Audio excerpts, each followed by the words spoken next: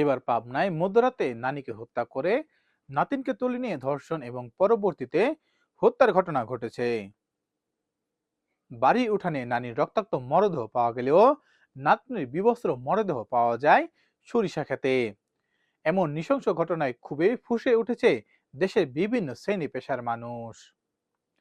ক্ষুব্ধ প্রতিক্রিয়া জানিয়ে নেটিজেনরা বলেছেন, নরসিংদীর ঘটনা রেশ কাটতে না কাটতেই আরেকটি এমন নৃশংস ঘটনা ঘটল পাবনায়।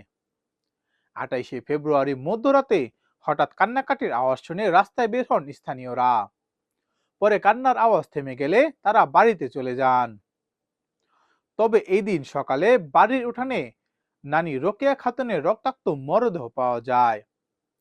আর নাতনি জামিলাকে অনেক খোঁজাখুঁজির এক পর্যায়ে বিবস্ত্র অবস্থায় পাশের সরিষা খেতে মরদেহ পাওয়া যায়। এমন নৃশংস ঘটনাটি ঘটেছে পাবনার ঈশ্বরদী উপজেলার দাসুরিয়া ইউনিয়নে।